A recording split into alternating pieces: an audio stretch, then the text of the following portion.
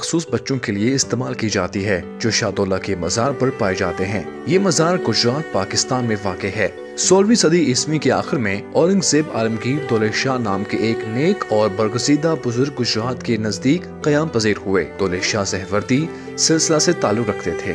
انہیں پرندے اور جانور بہت پسند تھے۔ ایک حکایت کے مطابق کئی بار وہ اپنے پسندیدہ جانوروں کے سر پر ایک مٹی کی ٹوپی رکھ دیتے تھے اور ان کے سروں کو مکمل ڈھانپ کر رکھتے تھے۔ ان کا آستانہ عام لوگوں کے لیے ہر وقت کھلا رہتا تھا۔ بانجھ عورتیں ان سے دعا کروانے کے لیے دور دراز کے علاقوں سے حاضر ہوتی تھیں۔ روایت ہے کہ دولہ شاہ کی دعا سے وہ اکثر صاحب اولاد ہو جاتی تھیں۔ بیشتر والدین پہلے بچے کو اس آستانے کے لیے وقف کر دیتے تھے۔ حکایت کی روح سے اگر والدین اس بچے کو دولہ شاہ کے مزار پر وقف نہیں کرتے تو ان کی ہونے والی ساری اولاد ہمیشہ چھوٹے سر والی پیدا ہوتی تھی۔ روایت یہاں تک موجود ہے کہ اگر بچے کو اس آستانہ پر نہیں لایا جاتا تھا تو وہ بڑا ہو کر خود بخود یہاں پہنچ جاتا تھا۔ یہ بچے مختلف علاقوں میں بھیک مانگ کر اپنا گزارا کرتے تھے۔ ان تمام پہلوؤں پر سنجیدہ تحقیق صرف برطانوی ڈاکٹروں اور سائنسدانوں نے کی۔ اس کے علاوہ چند برطانوی افسران جو گجرات میں تعینات رہے نے بھی ان بچوں کا بغور مشاہدہ کیا اور مختلف رپورٹس مرتب کی۔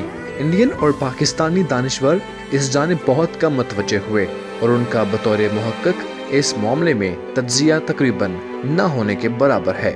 کرنل کلاڈ مارٹن 1839 میں اس دربار پر پہنچا۔ اس نے چند خواتین کو اپنے بچوں کو دربار کے لیے وقف کرتے ہوئے بھی دیکھا۔ اس کے مطابق یہ رسم بہت پہلے سے چلی آ رہی تھی، تاہم بچوں کی جسمانی حالت کے متعلق اس نے لکھنے سے گریز کیا۔ 1866 میں ڈاکٹر جانسٹن دولہ شاہ کے دربار پر پہنچا۔ اس کو وہاں 9 بچے ملے۔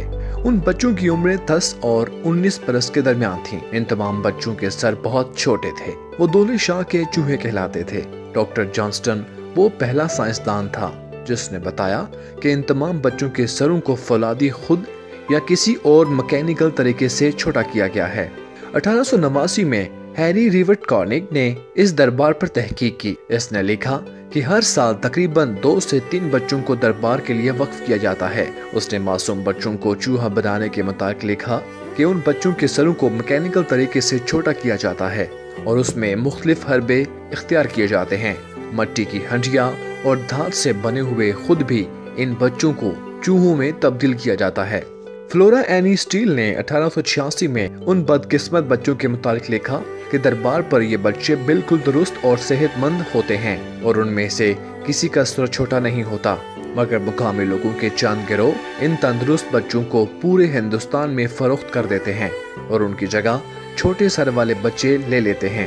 اکثر والدین اپنے معذور بچوں کو ان گروہ کے حوالے کر دیتے ہیں کیونکہ یہ بچے ان کے لیے مکمل بوجھ تھے۔ کیپٹن ایونز نے 1902 میں اس دربار پر بھرپور تحقیق کی۔ اس وقت یہ بچے 600 کے قریب پہنچ چکے تھے۔ اس نے بچوں کے سروں کو زبردستی چھوٹا کرنے کی تھیوری کو تسلیم کرنے سے بالکل انکار کر دیا۔ اس کے بقول یہ ایک بیماری تھی اور اس طرح کے بچے شاہدولہ کے مزار کے علاوہ پورے ہندوستان میں پائے جاتے ہیں۔ اس نے لکھا کہ اس طرح کے بچے مائکروسیفیلک کہلاتے ہیں اور یہ بچے اس نے برطانیہ میں بھی دیکھے ہیں۔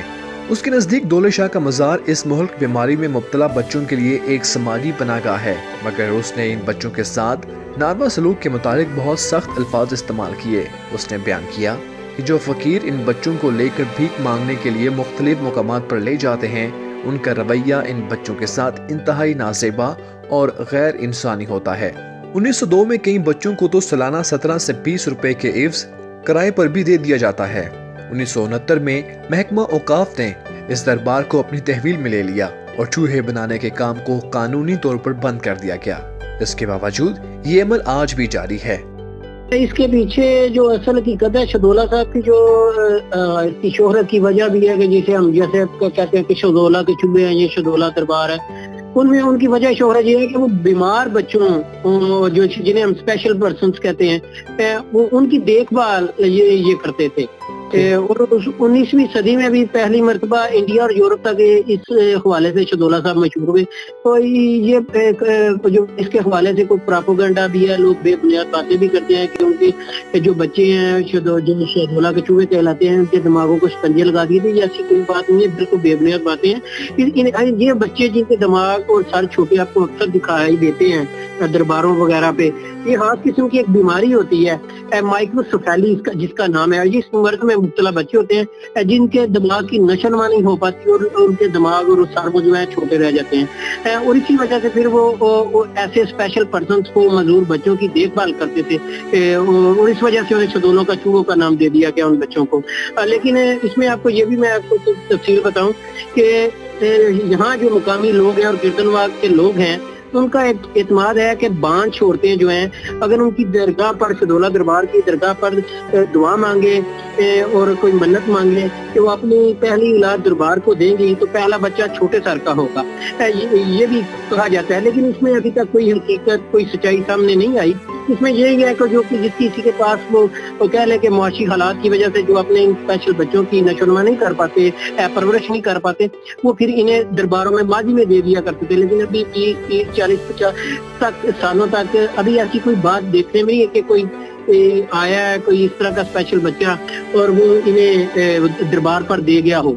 तो अब लोग तो उनके लिए पहले जो जब नहीं थे होते स्पेशल बच्चों के सेंटर, एजुकेशन सेंटर या दूसरे उनकी ट्रेनिंग सेंटर, उनकी ट्रीटमेंट सेंटर, तो अब उन ट्रीटमेंट सेंटरों में यही बच्चे दाखिल कर दिए जाते हैं।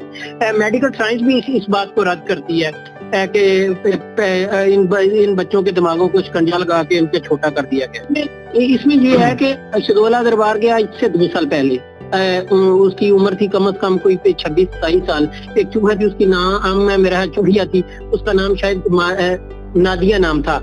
और जो आपको दरगाह पे उसके दरबार के अंदर जब दाखिल होते थे तो वो बैठी हुई, लोग उसे देखते भी थे, मिलते भी थे, हाथ भी मिलाते थे। तो अब उसकी वफात हो गई है और उसके बाद वहाँ कोई ऐसा चूहा नजर नहीं आता।